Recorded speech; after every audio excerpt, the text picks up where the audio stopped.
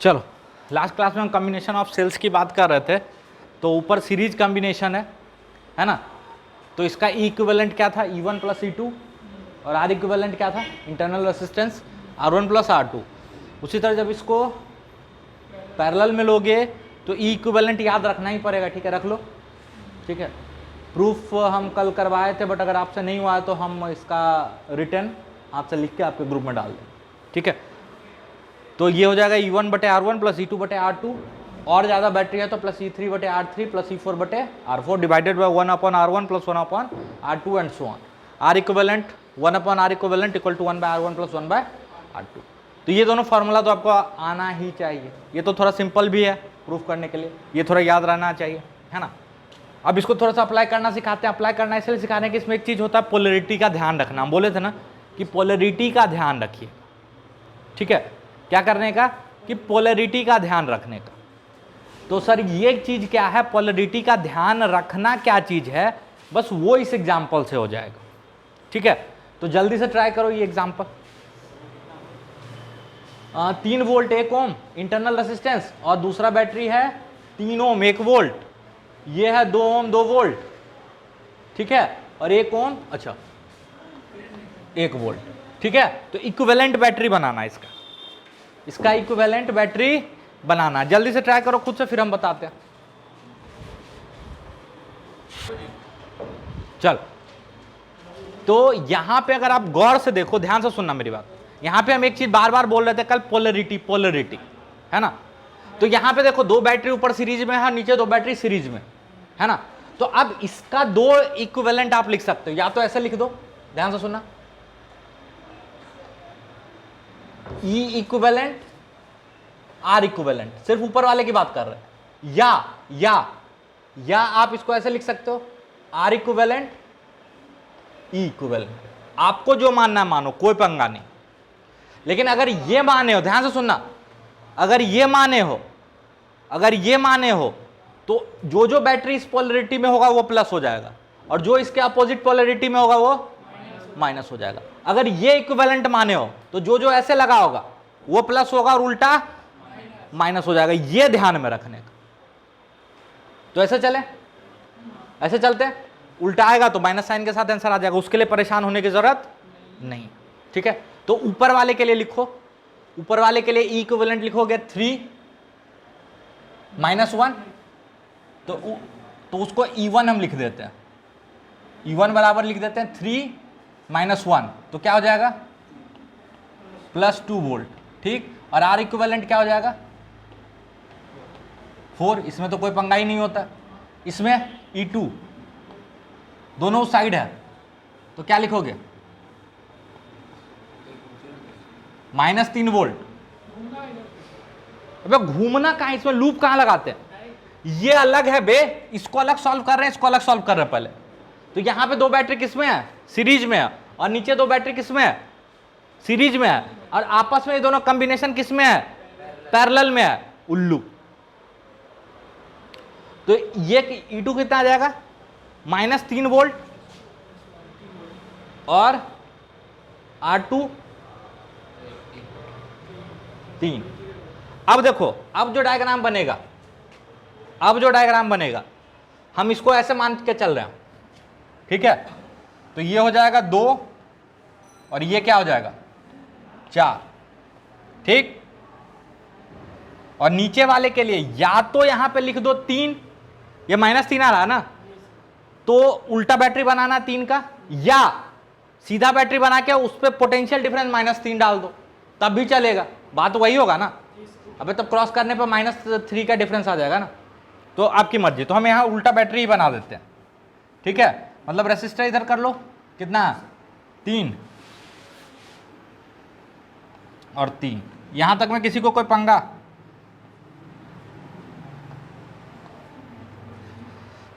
किसी को कोई पंगा, हाँ ना बोलते जाओ यार। आसान सवाल से हम इसलिए बताते हैं, आपको लगता होगा कि सर टफ सवाल क्यों नहीं करवा रहे, आसान से इसलिए बताते हैं कि कहीं कोई कंफ्यूजन नहीं हो, और आपका जो छोटा छोटा डाउट भी रहे वो सॉल्व हो जाए। हाँ बोलो। रेसिस्टेंस जनरली पीछे दिखाते हैं, छोटे वाले वो दिखा दो, कोई फर्क नहीं पड़ता, अभी वो चीज भी बता रहे हैं हम। इनका कहना है कि सर रेसिस्टेंस इधर क्यों दिखाते हैं, इधर क्यों नहीं। तो देखो ये हम लोग कॉम्बिनेशन ऐसा बना के चले कि भाई ये जो है ना ये मेरा बैटरी, बट है तो ये अंदर ही, अब इसको इधर दिखा ले, तू ले, उससे ड्रॉप पे थोड़े कोई फर्क पड़ जाएगा, कोई फर्क नहीं पड़ना ड्रॉप पे, कोई फर्क नहीं पड़ने का ड्रॉप। समझ में आ रहा? अभी चीज बताते हैं हम, ऐसे परेशान होने वाली बात नहीं है। ठीक है, आपने पूछ लिया। चलो अब क्या करेंगे, अगेन आप कैसा कॉम्बिनेशन मान रहे हो, ऐसा मतलब इधर वाली पॉलरिटी को प्लस और इधर वाले को माइनस। तो चलो आप कौन सा फॉर्मूला लगाओगे, पैरेलल वाला। तो ई इक्विवेलेंट क्या आप लिखोगे,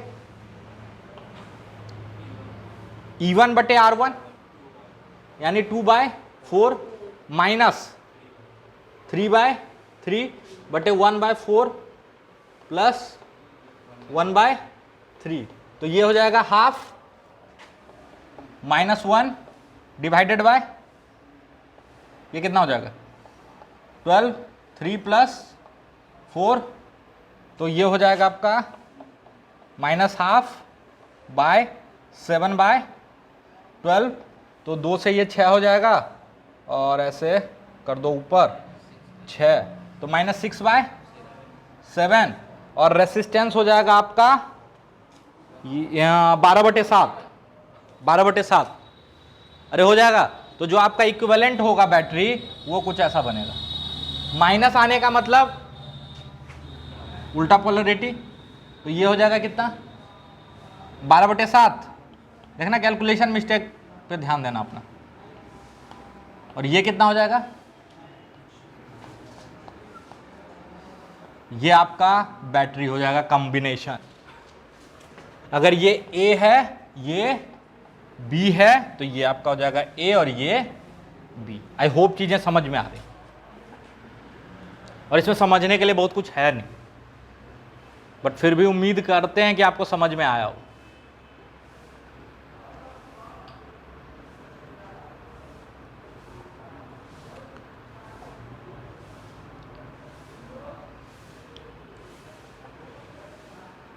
चलें आगे।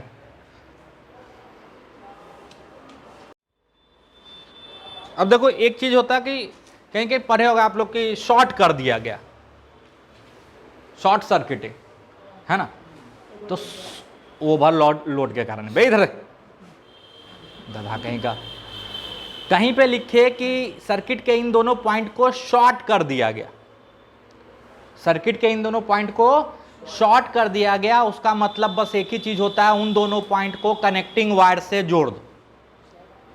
अगर हम बोले सर्किट के इन दोनों पॉइंट को शॉर्ट कर दिया गया तो उसका यही मतलब है कि सर्किट के उन दोनों पॉइंट को एक कनेक्टिंग वायर से जोड़ देना, बात खत्म। ठीक है, जैसे एक सवाल करते हैं सिंपल सा,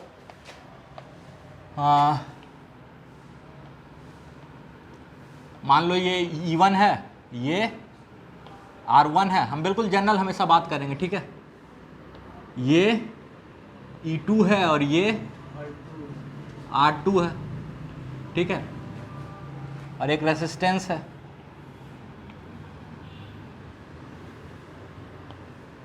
ठीक,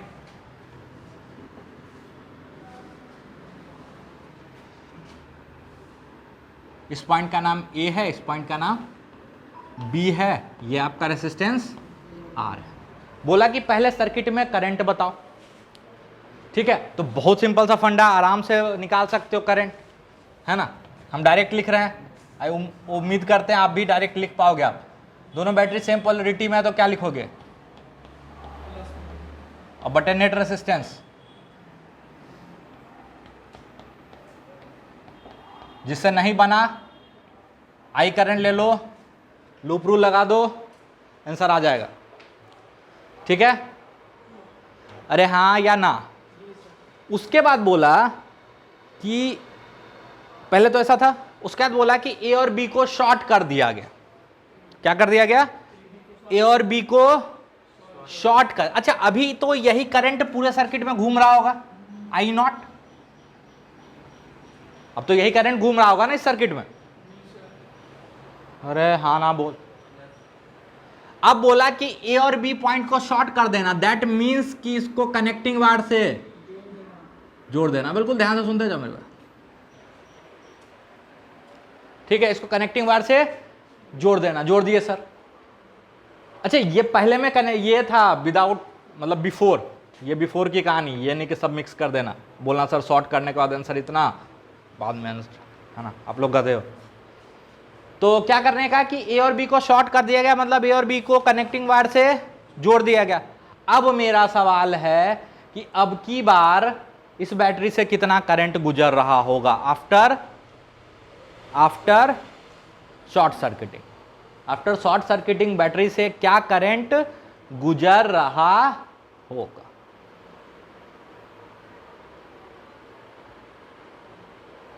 ठीक है, तो ट्राई करो।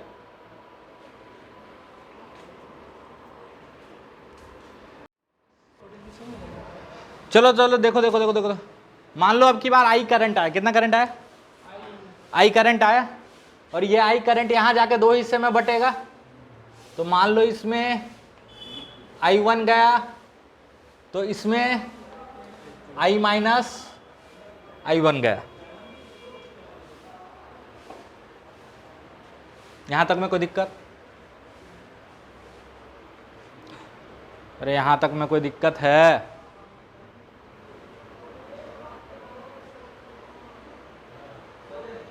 चलो यहां तक में भी दिक्कत है तो हम क्या कर सकते हैं। पहले तो ये देखो कि ये आई करंट यहां से आया, इसमें I1 चला गया, इसमें I माइनस I1 चला गया। अच्छा यहां और यहां का पोटेंशियल क्या हो जाएगा, सेम, क्यों, कनेक्टिंग वायर है। तो यहां से लिख दे पोटेंशियल ड्रॉप, बी का पोटेंशियल कुछ मान लो या छोड़ो, यहां से लिखना शुरू करते हैं। इसमें जाओगे करंट के डायरेक्शन में, जो ड्रॉप हो जाएगा I1 R2 प्लस बराबर 0, तो I1 बराबर आ जाएगा E2 बटे 8। ठीक है, I1 तो पता चल गया, I भी निकालना है हमको। अरे I में भी तो इंटरेस्ट है। ऐसा करो, ऐसे लूप में घूम जाओ,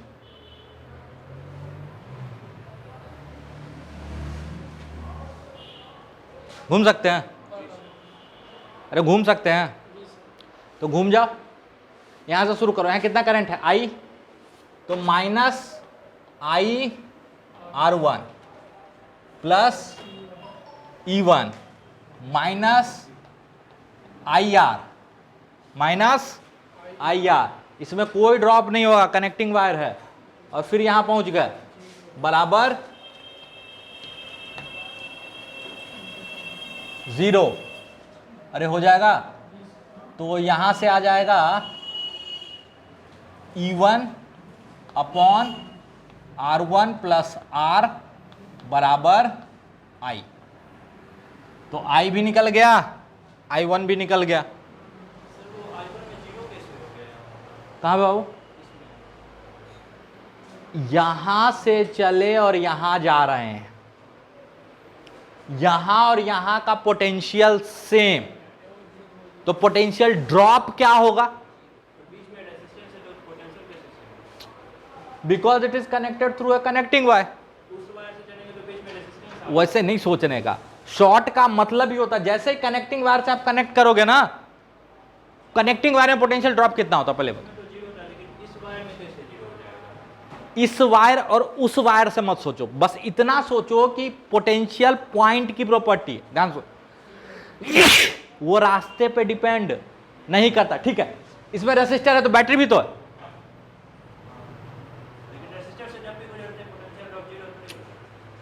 अबे तो इसमें कुछ ड्रॉप हुआ तो बैटरी उतना ही बढ़ा दिया होगा, तो नेट ड्रॉप 0 हो गया होगा। क्यों, वो तो होना पड़ेगा, क्योंकि आप किसी भी रास्ते जाओ, इलेक्ट्रोस्टैटिक फील्ड कैसा है नेचर में, कंजर्वेटिव, पोटेंशियल ड्रॉप पे फर्क पड़ ही नहीं सकता। नहीं समझ में? अरे इनका सवाल क्या था, इनका सवाल है कि सर इस रास्ते रेसिस्टर है तो ड्रॉप तो होगा। आप बोल रहे हो कि इस रास्ते 0 ड्रॉप है और इस रास्ते भी 0 ड्रॉप है। अरे भाई ये भी तो सोचो, अगर इस रास्ते रेसिस्टर है तो बैटरी भी तो है, और नहीं होता बैटरी तो भी यहां और यहां का ड्रॉप क्या होता, 0। दैट मींस इसमें करंट ही नहीं जाता। अगर सिंगल रेसिस्टर को शॉर्ट कर दोगे ना, सिंपली रेसिस्टर को शॉर्ट कर दोगे तो रेसिस्टर में करंट नहीं जाएगा। ये कहां से सीख सकते हो? ये उल्टा कल्प जो सीखे हैं कि पैरेलल में रेसिस्टेंस के इन्वर्स में जाता है, तो जिधर रेसिस्टेंस जीरो उधर सारा करंट चला जाएगा।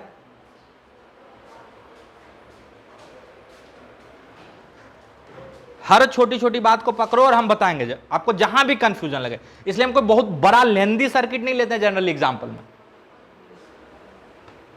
ताकि आप उस सर्किट के हर छोटे छोटे एलिमेंट को पकड़ो। और कोई दिक्कत? तो I1 भी निकल गया, I' भी निकल गया, यही कहानी है। अब बच्चे क्या सोचते हैं, तो शॉर्ट करेंगे ना तो हमेशा सारा करंट उधर से जाएगा, रट लेता है, मरेगा वो, है कि नहीं? देखो इसमें करंट बढ़ गया थोड़ा थोड़ा। हाँ, यहां बैटरी नहीं होता, सिर्फ रेसिस्टर होता तो सारा का सारा करंट ऊपर से चला जाता। तो शॉर्ट करने का मतलब क्या है? जिन दोनों पॉइंट को शॉर्ट करने को कहा जा रहा है उन दोनों पॉइंट को कनेक्टिंग वायर से जोड़ दो, मतलब उन दोनों का पोटेंशियल सेम कर दो, बात खत्म, कहानी खत्म। नो झंझट, नो बकवास। लिखो,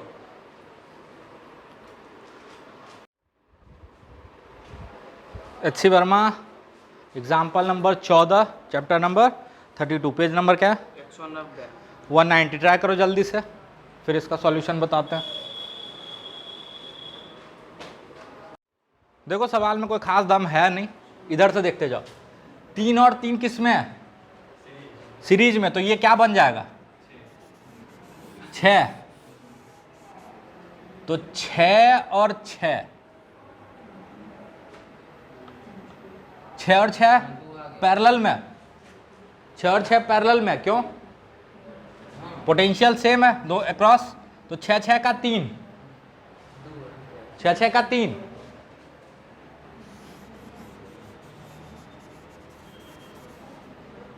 तो ये हो जाएगा 3, और 3 3 का फिर से 6, 3 3 का 6,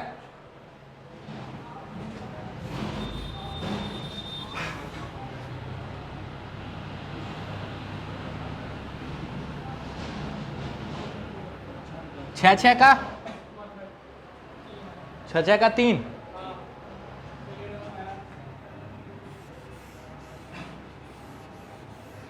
तो 2 आता हुआ तो हमको दिख नहीं रहा। हाँ, 2 ही है। अच्छा ठीक है ठीक है, ये 3 और 3 3 का 6 और 6 6 का 3, डायरेक्ट लिख दें तो ये हो गया 3, तो 3 3 6 और 3, तो ये ऐसा बनेगा 3 और 6 A B, तो ये हो जाएगा 3 गुने 6 बटे 3 जोड़ 6, 18 बटे, हाँ ठीक है 2।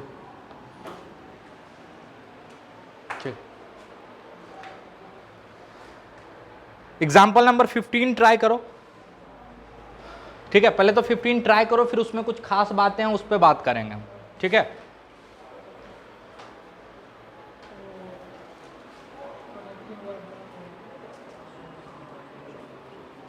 चलो इसमें 2 सवाल वर्मा जी पूछे, एक सवाल हम पूछेंगे।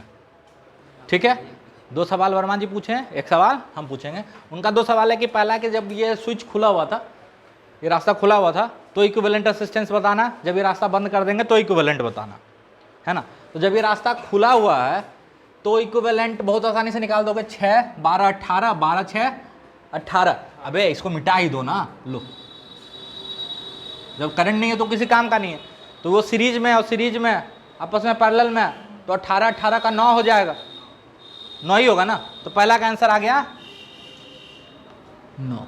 दूसरा में बोल रहे हैं इसको कनेक्टिंग वायर से कनेक्ट कर दिए। ठीक है, इसको कनेक्ट कर दिए, तो पूछ रहे हैं कि अब की बार रेसिस्टेंस क्या होगा। अभी भी आसानी है, देखो ये A ये B, अगर ये X तो ये क्यों, कनेक्टिंग वायर है ना। एक चीज तो श्योर है, कनेक्टिंग वायरों की पोटेंशियल डिफरेंस सेम होगा, है ना। अच्छा ये ए और एक्स के बीच में, ये भी ए और एक्स के बीच में, मतलब ये दोनों पैरेलल में, और उसी तरह ये दोनों पैरेलल में और आपस में सीरीज में। अरे रीड्रॉ कर लो, ए एक्स बी, ए एक्स बी, ए और बी के बीच निकालना है। तो पहला ए और एक्स के बीच में 6, दूसरा 12, 12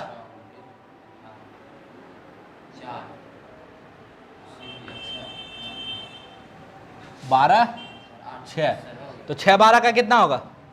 इसका 4, 6 12 का 4 और 6 12 का 4। कैसे करेंगे ये देखो, 6 गुने 12 बटे 12 जोड़ 6, 4 ओम, 4 4 8 ओम। ये तो सिंपल सा फंडा, कुछ दम था क्या? सर्किट रीड्रॉ करना सीखो, डरो मत, पहली बात। दूसरा बात, अब मेरा सवाल है कि मान लो इसको हम 32 वोल्ट के एक ईएमएफ सोर्स से कनेक्ट कर दिए, तो कनेक्टिंग वायर में करंट बताना। Find the current in the connecting wire, find the current in the connecting wire.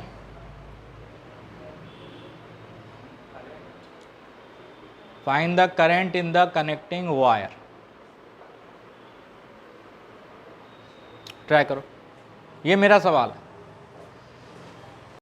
चलो, पहला जवाब आया 0, और वो इस लॉजिक से आया। 0 किसी और लॉजिक से आता, मतलब सॉल्व करने पे आता तो अलग बात है।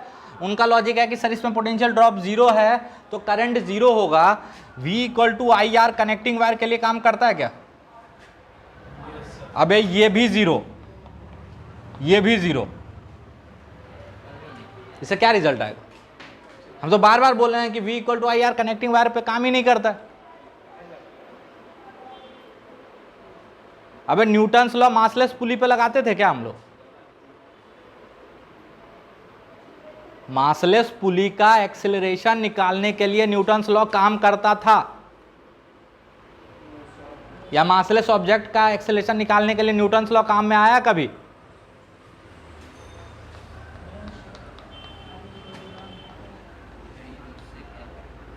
है ना?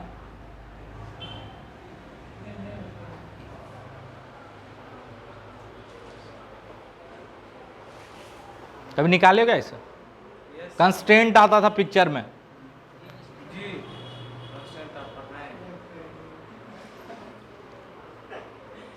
चलो कोई, अबे ये 0 तो क्या निकालोगे, इसे क्या रिजल्ट निकालो?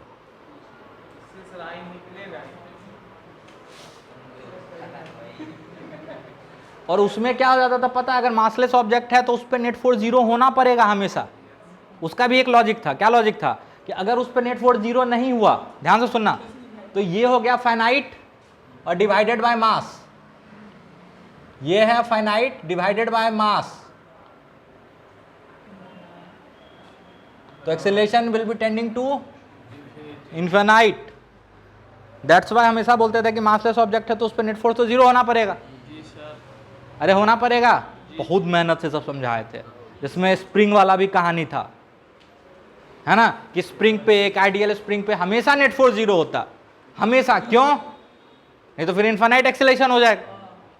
और जब जब जब फोर्स फाइनाइट नहीं है, फोर्स क्या है? 0, तो ये भी 0, ये भी 0। अब बताओ रिजल्ट कैसे निकालोगे एक्सेलरेशन? वही कहानी तो रिपीट हो रहा, सेम मैथमेटिक्स। चलो कोई बात नहीं, उसको भूल जाता थोड़ी देर। यहां तो ये रिजल्ट बोलना V = IR कनेक्टिंग वायर पे तो लगा ही नहीं सकते हो भाई, है ना? तो चलो, इसका इक्विवेलेंट रेजिस्टेंस कितना आया था? 8 आया था। तो ये 8 है, आप ध्यान से देखो, 8 का रेजिस्टेंस 32 के अक्रॉस लगा हुआ, तो करंट कितना हो? 4 हो, 4 एम्पियर। इस 4 में से एक हिस्सा इसमें जाएगा और एक हिस्सा इसमें जाएगा। कल बताए थे पैरेलल में डिस्ट्रीब्यूशन, अभी काम में आ जाएगा। और तरीका है, ये नहीं कि वही तरीका, लेकिन वो तरीका यहाँ काम में आ जाएगा तुरंत।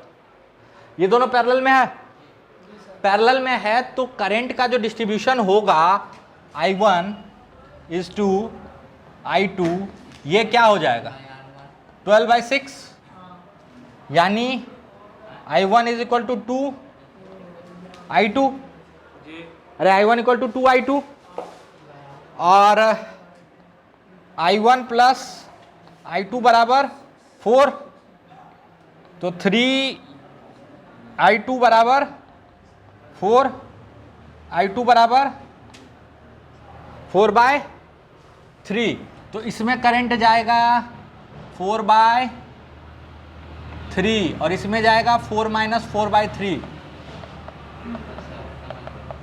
8/3। ठीक है, अच्छा ये बताओ, चुप रहो, यहां से यहां का ड्रॉप बताओ तो, B इक्वल टू IR, तो 6 गुने 8/3 यानी 16, यानी यहां का पोटेंशियल अगर 32 है तो ड्रॉप 16 का हुआ, तो यहां का 16 और यहां का 0। ठीक है, अच्छा इधर देखो, यहां ड्रॉप कितने का आएगा, 16 का ही आना पड़ेगा, ऐसे भी सोच सकते हो, यहां का जो पोटेंशियल 16 0। अच्छा इसका पोटेंशियल ड्रॉप कितना हो गया 16, और रेसिस्टेंस कितना है 12, तो करंट हो जाएगा 16/12 यानी 4/3, ये 8/3 गया और यहां 4/3 गया, बाकी इधर क्या होगा, अच्छा यहां से 4/3 और यहां का जोड़ो तो 8/3,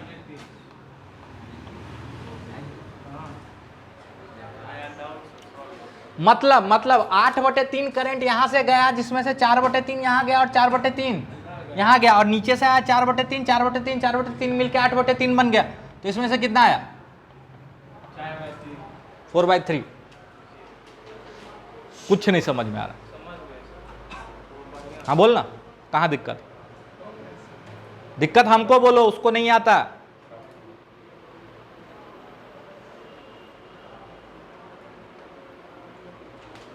कोई मेथड चाहिए इसका, हमको तो ज्यादा आसान लगा है।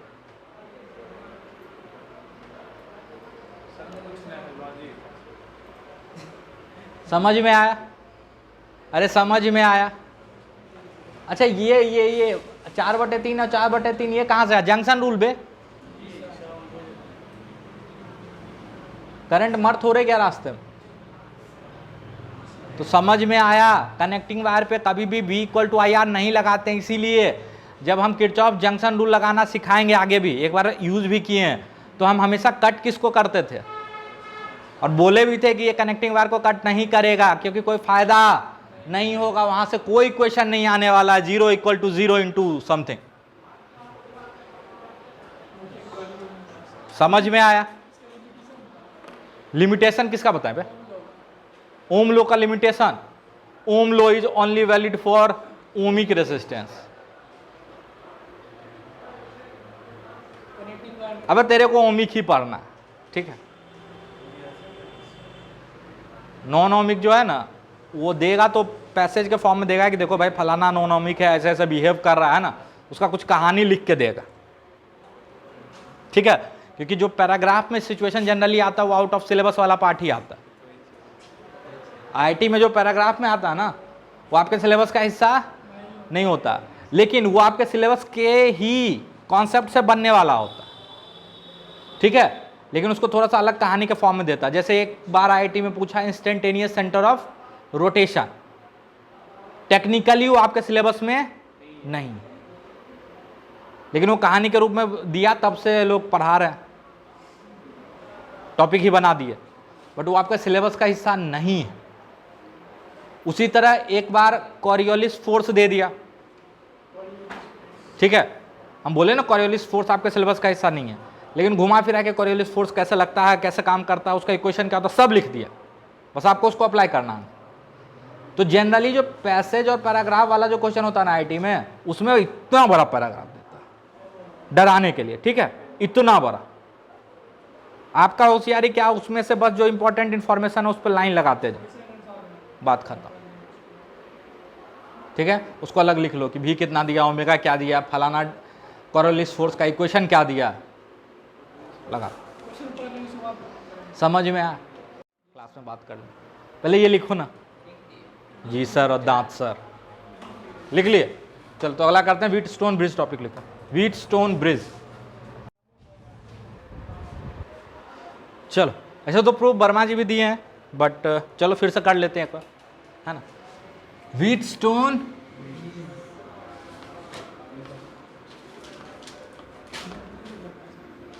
गेहूं पत्थर पुल, ठीक है, गेहूं पत्थर का पुल, चलो जो भी है व्हाटएवर। व्हीटस्टोन ब्रिज नहीं भैया, कोई सही में मत लिख देना, हिंदी मीडियम, ठीक है। व्हीटस्टोन ब्रिज, व्हीटस्टोन ब्रिज कुछ ऐसा दिखेगा आपको, ध्यान से देखो। और जरूरी नहीं कि ऐसा ही दिखे, कभी कभी ऐसा नहीं दिखता और उसको रिड्यूस करोगे तो ऐसा बन जाता है ना। तो अभी बताते हैं आपको थोड़ा थोड़ा क्या क्या इसमें याद रखोगे तो बेहतर होगा। ये ए, ये बी,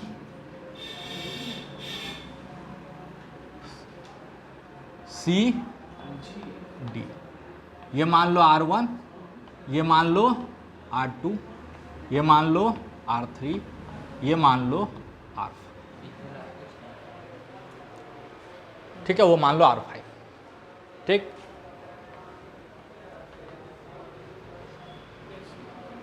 कोई दिक्कत? ए और बी के बीच में इक्विवेलेंट निकालना होता है इसमें, ए और बी के बीच में, ठीक है। तो ध्यान से सुनो रिजल्ट पहले, फिर प्रूफ बताएंगे।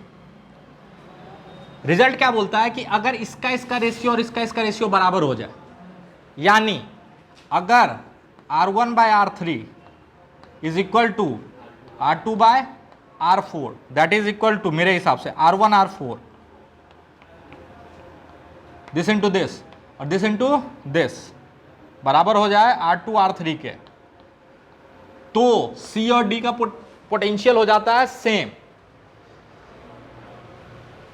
तो C और D का पोटेंशियल हो जाता है सेम, और जैसे पोटेंशियल होगा सेम तो इसमें होगा करंट 0।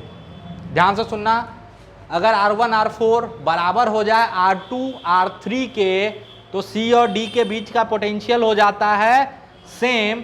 अब वहां V इक्वल टू IR लगा दोगे तो उससे क्लियरली R5 से करंट आएगा 0।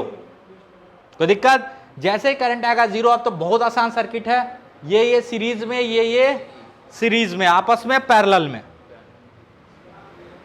या ये पैरेलल में, ये पैरेलल में और आपस में सीरीज में, और दोनों से आंसर सेम आएगा। एक चमत्कारी क्वेश्चन है ये। अरे ये पैरेलल में क्यों पता है? इधर का पोटेंशियल और इधर का पोटेंशियल डिफरेंस सेम, और इधर तो ऐसे भी सॉल्व करोगे तो भी आंसर आएगा, और उन दोनों को सीरीज में लेके और इन दोनों को सीरीज में लेके आपस में पैरेलल लेके सॉल्व करोगे तो भी आंसर सेम आएगा।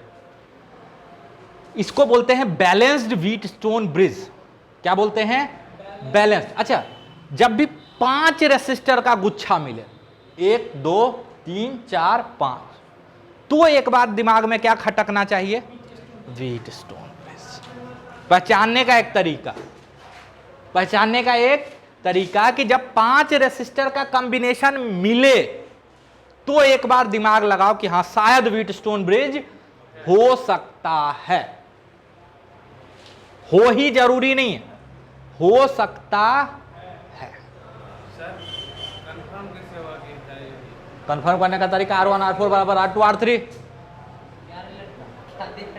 ये इसके बैलेंस होने का रिजल्ट है। ठीक, अब इसको प्रूफ हम लोग उल्टा करेंगे, प्रूफ हम लोग उल्टा करेंगे तो जल्दी हो जाता है और कोई बात नहीं। मतलब प्रूफ क्या करेंगे कि यहां और यहां का पोटेंशियल हम सेम मान लेंगे और प्रूफ कर देंगे कि इसका प्रोडक्ट और इसका प्रोडक्ट बराबर हो जाएगा। कोई दिक्कत? चलो, तो यहां पोटेंशियल x, यहां पोटेंशियल x, जबरदस्ती EMF की बैटरी घुसा दो, है ना। अरे इक्विवेलेंट निकालने में EMF की बैटरी जबरदस्ती घुसाने वाला काम पहली बार तो कर नहीं रहा। क्यों? क्योंकि भाई जो रेसिस्टर का कॉम्बिनेशन है कहीं सर्किट में ही डालोगे ना, कि लेके नाचोगे sir Wheatstone bridge, Wheatstone bridge, Wheatstone bridge. लेकिन नाचोगे नहीं ना, सर्किट में ही डालोगे ना, तो सर्किट में डालते हैं। चलो, तो यहां से घूम जाओ, यहां का पोटेंशियल क्या हो जाएगा, E, यहां का 0, यहां का potential difference E minus x, और यहां का potential difference E minus x. मानो इसमें I1 करंट गया और इसमें I2 करंट गया, तो यही I1 करंट इसमें भी जाएगा, क्योंकि यहां से कोई ब्रांचिंग हो नहीं रहा, और यही I2 करंट इसमें भी जाएगा। तो इसमें हम लिख देते हैं I2 और इसमें I1, तो इसमें I1, इसमें I2, और नेट करंट तो हो ही गया। समझ में? अगला सब, चल V equal to I R लगा दे यहां पे, E minus x upon R1 बराबर I1, और E माइनस एक्स अपॉन बराबर I2। ठीक है, x minus 0 upon R2 equal to I1, और x माइनस 0 अपॉन, अबे इधर E तो इधर 0, EMF की बैटरी है तो पोटेंशियल डिफरेंस कितना क्रिएट करेगा बे? अजीब अजीब सवाल पूछता है। I2, यहां से I1 बाय I2 निकालो, तो पहला से आएगा I1 बाय I2, कितना आएगा, R3 बाय R1, रेशियो लोगे तो उल्टा आएगा ना, और इससे निकालोगे I1 bye I2, R4 bye R2, दोनों बराबर कर दो,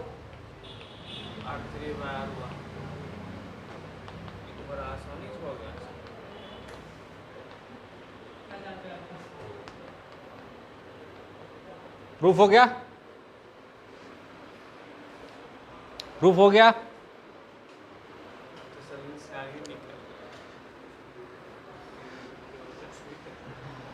ठीक है, बाकी लूप वूप लगाते रहो अपना। यहां तक में कोई दिक्कत? अब इक्विवेलेंट रेजिस्टेंस निकालना है तो उसको सीरीज में ले लो, और ये भी सीरीज में, आपस में पैरेलल में, तो हम सीधा आंसर लिख दें।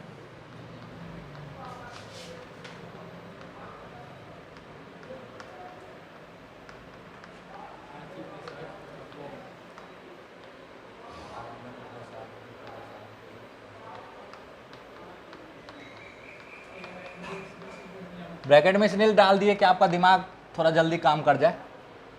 R1 R2, R1 plus R2 एक रेसिस्टर, और R3 प्लस R4 एक रेसिस्टर, तो ये मान लो R1, ये मान लो R2, तो R1 R2 बटे R1 plus R2।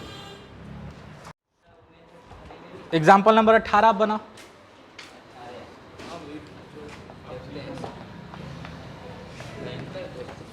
Example number 18 दो मेथड से हम बताएंगे, ठीक है? तो क्या, अब मतलब ब्रिज पर आए तो अब ब्रिज का ही सवाल दे दे ना, हद बुर्बक बच्चा सब। ब्रिज का सवाल दे दे, लो 18 नंबर छोड़ो, पहले बनाओ। देखो इधर,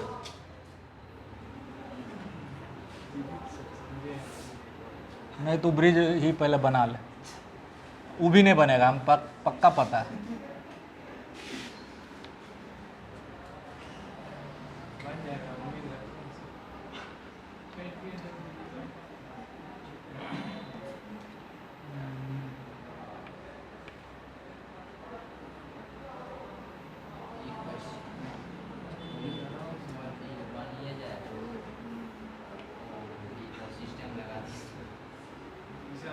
हर ब्रांच में करंट बताओ जल्दी से।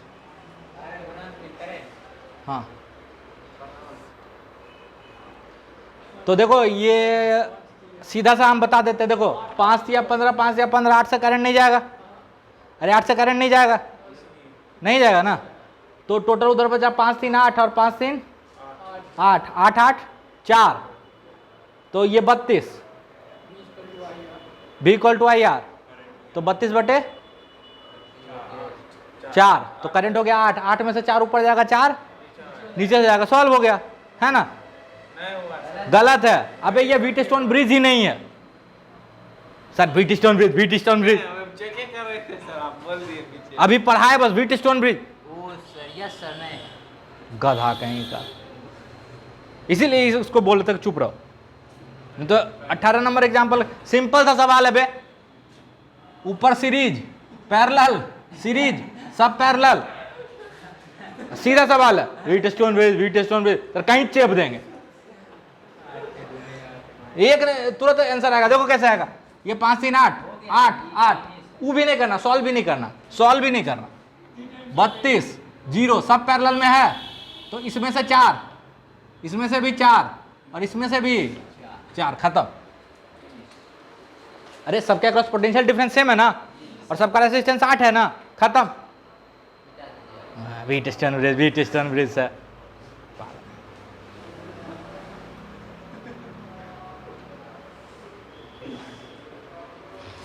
ये देखो, अब इसी को अगर हम ऐसे कर दें, अब होगा। अब व्हीटस्टोन ब्रिज है। जी सर। जी बता नहीं सर डिफरेंस। तार बदलना था। अब व्हीटस्टोन ब्रिज है, क्योंकि आप पैरेलल सीरीज लगाओ ना, कहीं नहीं लगेगा, क्योंकि है ही नहीं पैरेलल सीरीज में। हाँ, लेकिन संजोग से ये बैलेंस व्हीटस्टोन ब्रिज है, 5 या 15, 5 या 15, तो बीच से करंट नहीं जाएगा। अब बनेगा पैरेलल सीरीज, तो 8 ऊपर 8 नीचे, तो फिर 4 और 4 करंट नहीं, ऊपर नीचे चला जाएगा।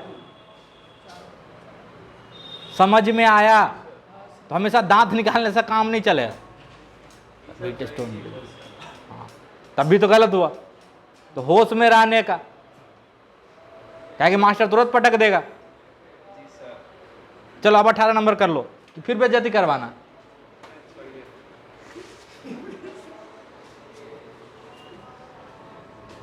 चलो आगे चलें। देखो इस क्वेश्चन को करने से, इसको 2 मेथड से करेंगे, वो तो अलग बात है। इसको करने से पहले आपको एक चीज बताते हैं कि मान लो किसी एक ब्रांच में, किसी एक ब्रांच में कुछ बैटरी है और उसका रेसिस्टर है, बैटरी है, रेसिस्टर है, बैटरी है, रेसिस्टर है, ठीक है।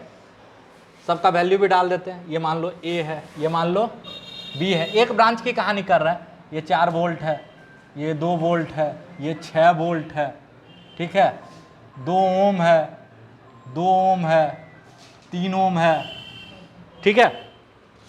यहाँ तक में कोई दिक्कत? No sir. मान लो इस ब्रांच में I करंट जा रहा है जो कि 2 एम्पियर का है। कितने का है? तो A से B तक में ड्रॉप निकालो, A से B तक में ड्रॉप निकालो। तो ड्रॉप आप निकालोगे -4, करंट के डायरेक्शन में बढ़ रहा है ना। उसके बाद -4 +2 -4 -6 -6, है ना। यहां से लिख दो VA बराबर V, ठीक है।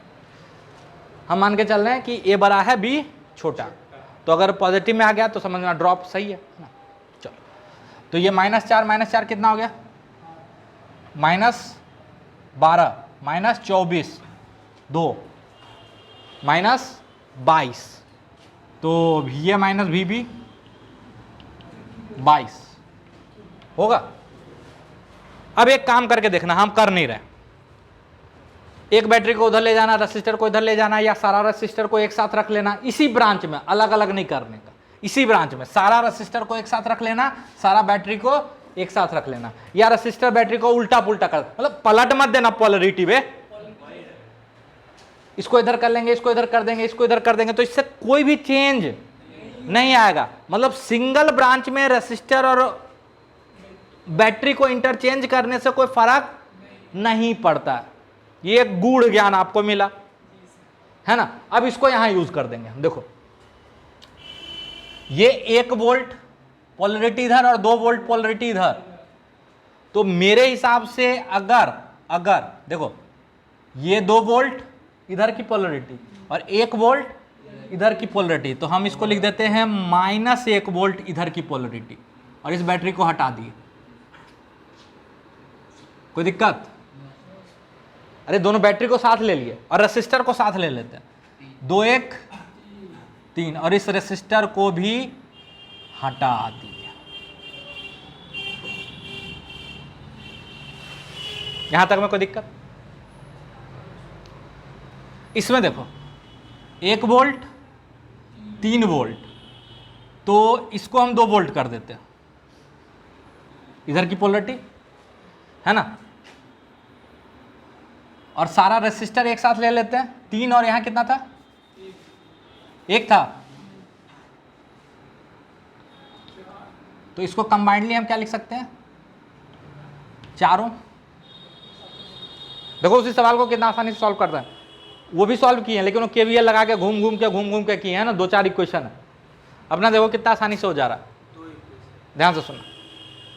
ऐसा करते हैं, कहीं भी 0 पोटेंशियल मान सकते हैं, अरे मान सकते हैं ना, तो इसको मान लो 0, इसको मानोगे 0 तो ये हो जाएगा 2, हो जाएगा। इसको मानोगे 0 तो ये हो जाएगा -1, होगा? अरे होगा। चलो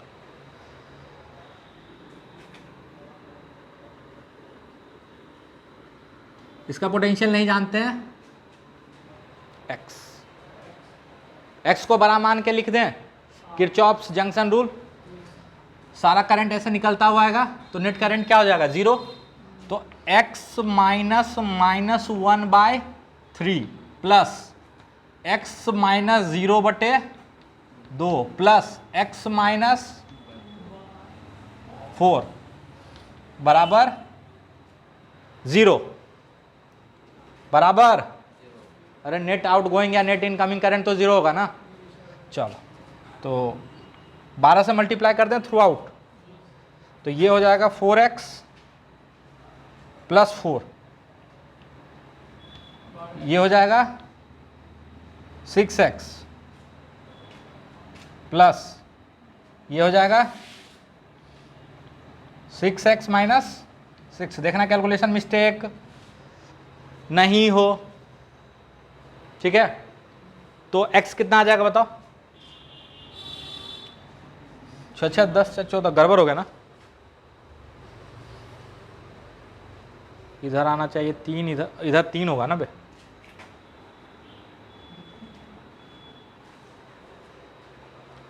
अब सही है। 13x बराबर 2, x बराबर 2/3, तो 2/13, तो इसमें तो करंट इधर जाएगा, कितना करंट जाएगा इसमें बोल देते हैं I1, इसमें I2। अच्छा इसमें देखो यहाँ का पोटेंशियल है 2/13 और यहाँ माइनस में है, तो इसमें भी करंट ऐसे ही जाएगा और इसमें भी ऐसे ही जाएगा। इसमें देखो 2 और ये, तो इसमें करंट ऐसे जाएगा I3। सब डायरेक्शन के साथ लिखे हैं प्रॉपर अब, ठीक है। अब माइनस साइन मत लगाना। तो I1 कितना आ रहा है? 2/3 घटाव 1, तो 2/13 जोड़ 2, 2/13 जोड़ 2/3, तो 2/13 जोड़ 2 करोगे तो कितना आएगा? 26 2 28/39 आएगा?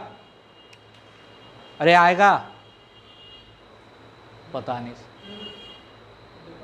आएगा। 28/39 +2 नहीं +1 होगा ना, सॉरी। 13 2 15/39, ठीक है। I2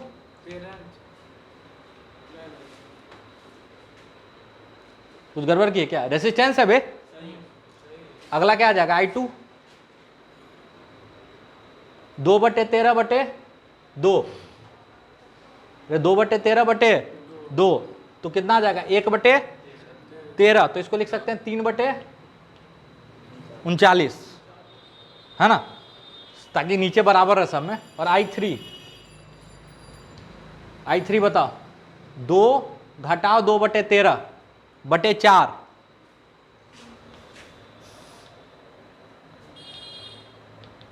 तो ये हो जाएगा 13 दूनी 26, 24/13 गुने 4, 4 छक 24, तो उसको कर दो 18/39, तो ये हो गया 18/39। अब ध्यान से देखो, इधर से 15/39 करंट आया, इधर से 3/39 करंट आया, और दोनों मिलके इसमें 18/39 बन के चला गया।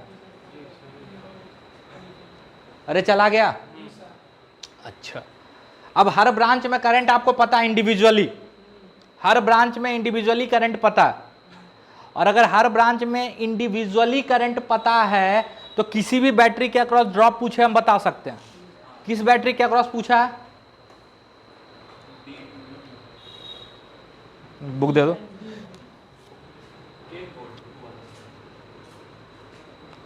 बी एंड डी, क्या क्या पूछा अब? बी और डी के अक्रॉस पोटेंशियल ड्रॉप, तो वो तो ऐसा भी निकाल सकते हो 2/13, ठीक है। और क्या पूछा है? Potential difference across cell H, H मतलब हो गया बी और सी पॉइंट के बीच में ड्रॉप पूछ रहा। अरे बी और सी के बीच में ड्रॉप पूछ रहा, क्यों? क्योंकि वो इंटरनल रेसिस्टेंस है सेल का। Potential drop across cell H, H cell जो है उसका 1 वोल्ट का सेल है और 1 ओम रेसिस्टर है। अच्छा, इसमें करंट कैसे आ रहा? माइनस से प्लस की तरफ कि प्लस से माइनस की तरफ? ये प्लस से माइनस की तरफ जा रहा है, यानी ये सेल चार्ज हो रहा, यहीं पे है ना। अरे हम तो मिटा दिए ना, यहां पे ऐसे जा रहा है ना करंट, तो सेल चार्ज हो रहा, तो चार्ज हो रहा तो डिफरेंस आता है E + IR आएगा, तो E है 1 प्लस I क्या है 1, सॉरी I है 18/39, R रेसिस्टेंस भी क्या है 1 है, 1 है, ठीक है।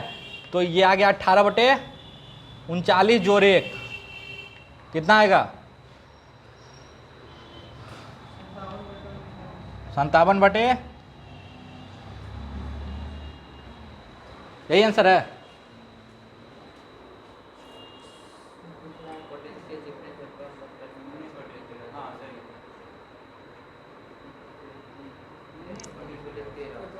ठीक है सर, हाँ 3 से काट देंगे।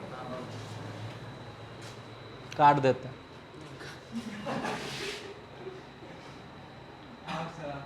ठीक है ना, क्या पता आपको। तो ये हुआ मेथड नंबर 1, सबसे बेस्ट मेथड, सबसे आसान। दूसरा मेथड इसी को करने का क्या है कि इसमें जो सब सेल है, ध्यान से सुनो, उसको ले लो सीरीज में, और इसमें जो सेल है उसको ले लो सीरीज में, और ये रेसिस्टेंस को बाहर बना लो। तो ये ऐसे भी बना सकते हो आप चाहो तो, एक सेल ऊपर आएगा ऐसे -1 वोल्ट और 3 ओम, और दूसरा सेल नीचे आएगा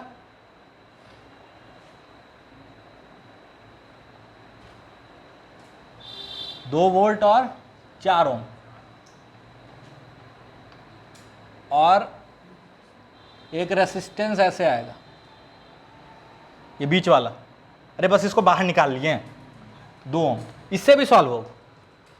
लेकिन इससे एक चीज पंगा हो जाएगा, ये जो डिफरेंस निकाले हो ना, वो निकालने में थोड़ा सा दिक्कत है, ठीक है, क्योंकि वो तो मिक्सअप हो जाएगा ना वहां पे। अरे ये जो करंट अच्छे से इधर उधर कहां जा रहा है उसमें पता नहीं चलेगा ना, मिक्सअप हो जाएगा। इसके थ्रू करंट बड़ा आसानी से निकाल लोगे, इक्विवेलेंट निकाल लोगे इसका। अरे इक्विवेलेंट सेल निकाल लोगे, R से डिवाइड कर दोगे तो करंट इसमें निकल जाएगा, तो इसमें तो करंट निकल जाएगा, तो इसमें पोटेंशियल डिफरेंस भी निकल जाएगा। लेकिन वो जो H के अक्रॉस पूछ रहा